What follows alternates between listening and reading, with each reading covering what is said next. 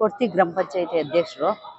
ಈ 24ನೇ 25ನೇ ಸಾಲಿನ ಮೊದಲನೇ ಗ್ರಾಮ ಸಭೆನ ನಾವು ಆಯೋಜನೆ ಮಾಡಿದ್ದೀವಿ. ಆಯೋಜನೆಗೆ ಎಲ್ಲ ಅಧಿಕಾರಿಗಳ ವೃಂದನೂ ಕರೆಸಬೇಕು ಅಂದ್ಬಿಟ್ಟು ಬಹಳ ಯೋಚನೆ ಮಾಡಿ ನಮ್ಮ ಉಪಾಧ್ಯಕ್ಷರು ಸದಸ್ಯರುಗಳೆಲ್ಲ ಸೇರಿ ಅಧಿಕಾರಿ ಇಲಾಖೆನ ಕರೆಸಿದ್ವಿ.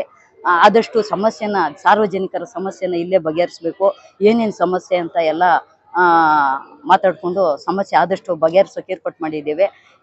ಇನ್ನೂ ಹೆಚ್ಚಾಗಿ ಅರ್ಜಿಗಳು ಬಂದಿದ್ದಾವೆ. ಆ ಸಮಸ್ಯೆ ಏನೇ ಇದ್ರೂ ನಮ್ಮ ಕುರ್ತಿ ಗ್ರಾಮ ಪಂಚಾಯತಿ ಕಡೆಯಿಂದ ಬಗೆಹರಿಸ್ತೀವಿ. ಅದೇ ಎಷ್ಟಾಗುತ್ತೋ ಅಷ್ಟು ಒಂದು 75 ಭಾಗ ಆಗೋಷ್ಟು ಸಮಸ್ಯೆ ಬಗೆಹರಿಸ್ತೀವಿ. ನೀರು ಮತ್ತೆ ನೀರಿನ ಸಮಸ್ಯೆ ಆಗಲಿ, ಚರಂಡಿ, ಮತ್ತೆ ನೈರ್ಮಲ್ಯ ಸಮಸ್ಯೆ, ನಿವೇಶನ, ಸುಮಾರು ಅರ್ಜಿಗಳು ಕೊಟ್ಟಿದ್ದಾರೆ ನಿವೇಶನಕ್ಕಾಗಿ. ಇದು ಸ್ಲಮ್ ಬೋರ್ಡ್ ಕಡೆಯಿಂದ ರಾಜೀವ್ ಗಾಂಧಿ ವಸತಿ ನಿಗಮದಿಂದ ಸುಮಾರು 930 ಮನೆ ಕಟ್ಟಿದ್ರು ಇದು ಸೂಲ್ಕುಂಟೆ ಕಾಲೋನಿಯಲ್ಲಿ.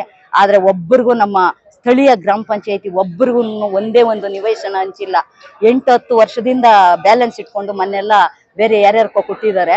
ಆದ್ರೆ ಎಷ್ಟೋ ಸರಿ ಕೇಳಿದ್ರು, ಮನವಿ ಪತ್ರ ಕೊಟ್ಟಿದ್ದೀವಿ, ಮತ್ತೆ ಎಷ್ಟೋ ಸಮಸ್ಯೆನ ಕೇಳಿದ್ದೀವಿ, ಆದ್ರೆ ಅದು ಯಾರು ಕಿವಿಗೊಡ್ಲಿಲ್ಲ. ಅದಕ್ಕೋಸ್ಕರ ಈಗಲೂ ಸುಮಾರು ಜನ ಅರ್ಜಿ ಕೊಟ್ಟಿದ್ದಾರೆ. 5 ಎಕರೆ ರಾಜೀವ್ ಗಾಂಧಿ ವಸತಿ ನಿಗಮದಲ್ಲಿದೆ. ಅದ್ರ ಬಗ್ಗೆ ನಾವು ಹೋರಾಟ ಮಾಡಿ ನಮ್ಮ ಸ್ಥಳೀಯ ಗ್ರಾಮ ಪಂಚಾಯತಿ ಎಲ್ಲ ಸಾರ್ವಜನಿಕರಿಗೂ ಯಾರ್ಯಾರಿಗೆ ನಿವೇಶನ ಇಲ್ಲ ಅವ್ರಿಗೆ ಕೊಡಿಸ್ಬೇಕು ಅಂತ ನಾವು ಹೋರಾಟ ಮಾಡ್ತಾ ಇದ್ದೀವಿ. ಕೊಡ್ಸೋದಕ್ಕೆ ಪ್ರಯತ್ನ ಪಡ್ತೀವಿ. ಆದಷ್ಟು ಸಮಸ್ಯೆನ ನಾವು ಬಗೆಹರಿಸ್ತೀವಿ, ಅರ್ಜಿ ಬಂದಿರೋ ಸಮಸ್ಯೆಗಳನ್ನ ಅಂತ ಹೇಳಿ ನನ್ನ 2 ಮಾತುಗಳನ್ನ ಮುಗಿಸ್ತಾ ಇದ್ದೀವಿ. ನಾನು ಕುರ್ತಿ ಗ್ರಾಮ ಪಂಚಾಯತಿ ಉಪಾಧ್ಯಕ್ಷ ಮಂಜುನಾಥ್ ಅಂತ.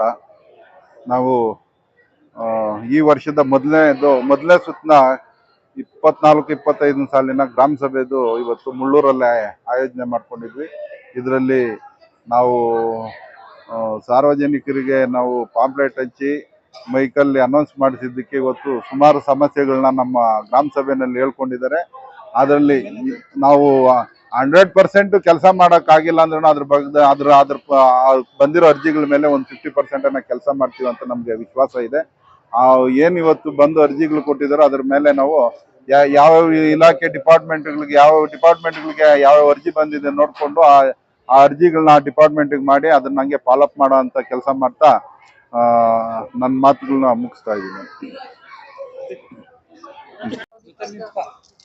2025ನೇ ಮೊದಲ ಸುತ್ತಿನ ಗ್ರಾಮ ಸಭೆಯಲ್ಲಿ ನಾವಿಲ್ಲಿ ನೆರೆದಿದ್ದೀವಿ ಮುಳ್ಳೂರಲ್ಲಿ.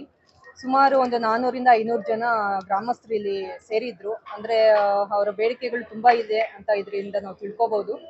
ಇನ್ನು ಸುಮಾರು ಅರ್ಜಿಗಳು ಬಂದಿದೆ. ಪ್ರತಿಯೊಂದು ಅಧಿಕಾರಿಗಳು ಇಲಾಖೆಯಿಂದ ಬಂದಿದ್ರು. ಅವ್ರನ್ನ ಪ್ರತಿಯೊಂದು ಅವ್ರಿಗೆ ಬೇಕಾದಂತಹ ತೊಂದರೆಗಳಿದ್ದಂತದನ್ನ ಗ್ರಾಮಸ್ಥರು ಕೇಳಿದ್ದಾರೆ. ಅದಕ್ಕೆ ಏನು ಸೊಲ್ಯೂಷನ್ ಕೂಡ ಅಧಿಕಾರಿಗಳು ಕೊಟ್ಟಿದ್ದಾರೆ. ಅದನ್ನ ನಾವು ಪ್ರತಿಯೊಂದು ಲಿಸ್ಟ್ ಮಾಡಿ ಕನ್ಸಿಡರೇಷನ್ ತಗೊಂಡು ಮುಂದಿನ ದಿನಗಳಲ್ಲಿ ಆದಷ್ಟು ಬೇಗ ನಾವೆಲ್ಲ ಅರ್ಜಿಗಳನ್ನ ಅದಕ್ಕೆ ಸೊಲ್ಯೂಷನ್ ನಾವು ಕೊಡ್ತೀವಿ ಅಂತ ಹೇಳ್ತಾ, ಮುಂದಿನ ದಿನಗಳಲ್ಲಿ ಏನು 500 ಜನ ಬಂದಿದ್ರು, ಇನ್ನು ಬೇರೆ ಗ್ರಾಮಗಳಲ್ಲೂ ಗ್ರಾಮ ಸಭೆಗಳು ಮಾಡಿದಾಗ ದಯವಿಟ್ಟು ನಾವು ನಿಮ್ಮ ಮನೆಗಳ ಹತ್ರ ಬಂದಾಗ ಏನು ನೀವು ಹೇಳೋ ಬದಲು ಈ ಥರ ಗ್ರಾಮ ಸಭೆಗಳಿಗೆ ಬಂದಾಗ ಎಲ್ಲಾ ಸಾರ್ವಜನಿಕರು ಇನ್ನೂ ಹೆಚ್ಚಾಗಿ ಬಂದು ಈ ಸಭೆನ ಭಾಗವಹಿಸಿದ್ರೆ ಪ್ರತಿಯೊಂದು ಇಲಾಖೆಯಿಂದ ನಮಗೆ ಯಾವ ಥರ ಎಲ್ಲ ಸ್ಕೀಮ್ಗಳು ಬರುತ್ತೆ, ಅದನ್ನ ಯಾವ ರೀತಿ ನಾವು ಉಪಯೋಗ ಪಡ್ಕೋಬಹುದು. ಇನ್ ಕೇಸ್ ನೀವು ಅಪ್ಲೈ ಮಾಡಿದ್ರೆ ಅದನ್ನ ಏನಾದರೂ ಮಧ್ಯದಲ್ಲಿ ಸ್ಟಕ್ ಆಗಿದ್ರೆ ಅದು ಮುಂದಿನ ಸೊಲ್ಯೂಷನ್ ಏನು ಅಂತ ನೀವು ಡೈರೆಕ್ಟ್ ಆಗಿ ಇಲಾಖೆಯವ್ರನ್ನ ಕೇಳಿ ತಿಳ್ಕೋಬಹುದು. ಅದಲ್ಲದೆ ಏನು ನಿಮ್ಮ ಗ್ರಾಮಗಳಲ್ಲಿ ಯಾವುದೇ ರೀತಿ ತೊಂದರೆಗಳು ಇದ್ರೆ ಅದನ್ನ ಓಪನ್ ಆಗಿ ನೀವು ಅಧಿಕಾರಿಗಳ ಹತ್ರ ತಿಳಿಸ್ಬೋದು. ಇದಕ್ಕೆ ಏನು ನಮ್ಮ ಕಡೆಯಿಂದ ಬಂದು ನಂತರ ಅಧಿಕಾರಿಗಳಿಗೆ ಹೋಗೋ ಬದಲು ಡೈರೆಕ್ಟ್ ಆಗಿ ಅಧಿಕಾರಿಗಳಿಗೆ ಹೋಗೋದ್ರಿಂದ ನಿಮ್ಗೆ ಇನ್ನೂ ಫಾಸ್ಟ್ ಆಗಿ ವರ್ಕ್ ಆಗುತ್ತೆ ಅಂತ ಹೇಳ್ತಾ ನಾನು 2 ಮಾತುಗಳನ್ನ ಮುಗಿಸ್ಬೋದು.